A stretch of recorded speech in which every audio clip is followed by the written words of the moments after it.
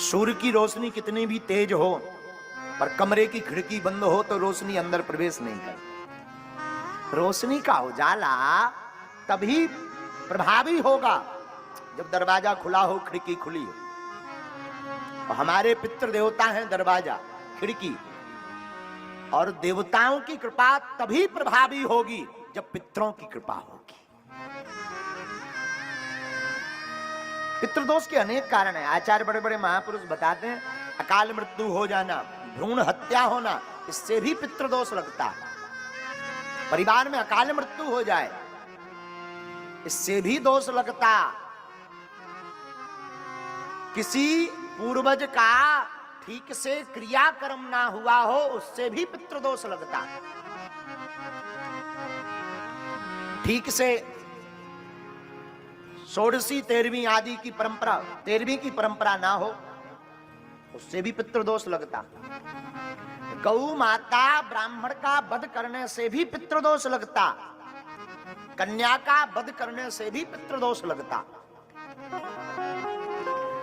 देवताओं, देवभूमि में, तीर्थ भूमि में अमंगल कार्य करने से भी पितृदोष लगता है। हाँ, वेश्या का संग करने से भी पितृदोष लगता है। घर में कन्या अथवा बहू की अत्यधिक अवहेलना, अमानवीय अवहेलना करने से भी पितृदोष लगता है। महाराज, पितृदोष के लक्षण क्या हैं? विवाह ना होना, संतति में रुकावट बनना, पूर्वजों के स्वप्न गंदे आना, घर में भयावह लगना, भोजन में बार बार बाल निकलना, केस का निकलना, लगातार शमशान अर्थी दिखना स्वप्न में, लगातार घर में अनहोनी होते रहना, ये सब पितृदोष के कारण है। इनका निवारण क्या है? कलयुग में सबसे बढ़िया निवारण त्रिपिंडी साध, पितृ गायत्री, श्रीमद् भागवत भगवान का मूल पारायण। पितृ पक्ष में जो जीव ब्राह्मण भोज करवाता, दीनहीनों को भोजन करवाता, पितृपक्ष में अपने पितरों के निमित्त जो दान देता, अन्नदान, वस्त्रदान, द्रव्यदान, अश्वदान, गौदान, गजदान, भूमिदान,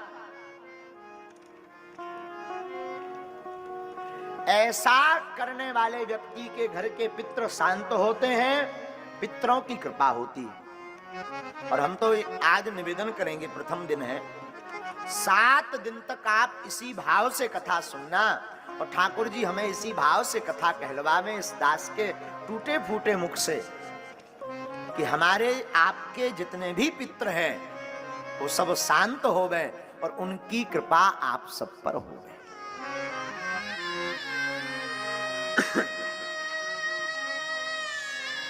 पितृपक्ष में किया हुआ प्रत्येक सत्कर्म पितरों को प्राप्त होता है, और पितृपक्ष में किया हुआ प्रत्येक बुरा कर्म के भागीदार भी पितृ होते हैं।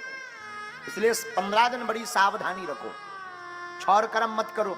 छौर कर्म का मतलब बाल मूछ आदि पहले दिन कर लिया, जय जय सीताराम। छौर कर्म मत करो। 15 दिन तक जो यहां पर पितृपक्ष में बागेश्वर धाम से चलकर आए हैं, हम उनको निवेदन करेंगे, आप तो 7 दिन के लिए आए हैं, पर सुन लीजिए, छौर कर्म नहीं करना है। मंत्र का जाप करना है, पितरों को बार बार ध्यान करना है, मंत्र जाप करना है। ओम पितृदेवाय नमः, इस मंत्र का जाप करना है। अथवा इस मंत्र का जाप करिए, अनेक पितृ हैं, याद नहीं है, स्मरण नहीं है, तो ओम सर्व पितृ देवताभ्यो नमः, इस मंत्र का जाप करो। जो भी कार्य करो इस मंत्र का जाप करके करो। दान आदि करो तो पितरों को समर्पित करके, गंगा स्नान करो तो पितरों को समर्पित करो।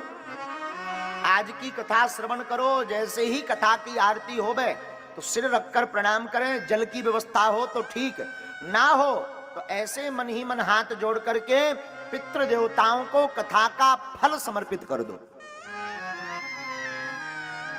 इससे पितरों को बड़ी शांति होती है। मान लीजिए आप कथा स्थल पर नहीं है, घर विराजमान होकर के कथा को सुन रहे हैं, तो आप लोग पीपल का पूजन करो।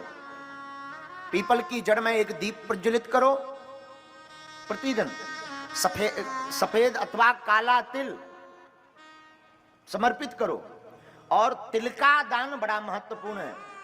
तो अपने ग्राम में आचार्य को, विप्र को, भूदेव को, ब्राह्मण को अपने पितरों के निमित्त संकल्प लेकर के अन्नदान दो। कोई रसोई चल रही हो, वहां भंडारा करवा दो।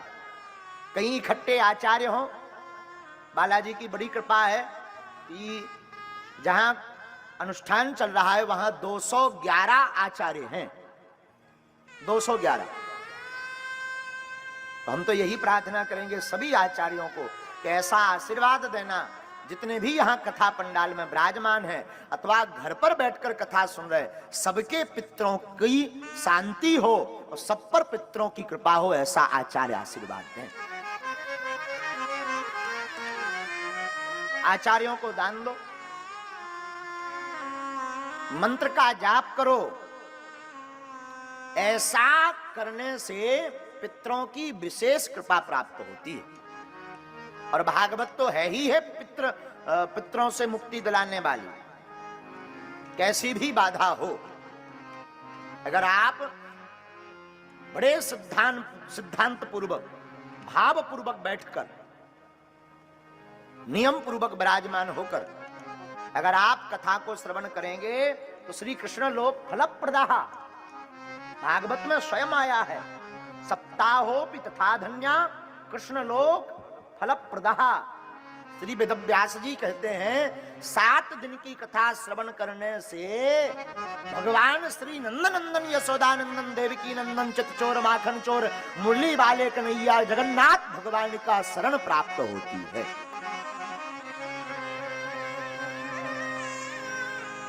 लेकिन बैठना बड़ी भावपूर्वक होता। आप सोचो कि हम बैठे यहाँ और कचौड़ी गली में बढ़िया चाय पिए, मनीराम जी बनारस की खई के पान बनारस वाला, यहाँ बैठे रहो, मनीराम तुम्हारा पान खाए बनारस का, बड़ा गड़बड़। बड़े चित्त पूर्वक एकाग्रता से विराजमान होकर 7 दिन तक आप श्री ठाकुर जी की श्रीमद् भागवत कथा को भाव पूर्वक आप श्रवण करो।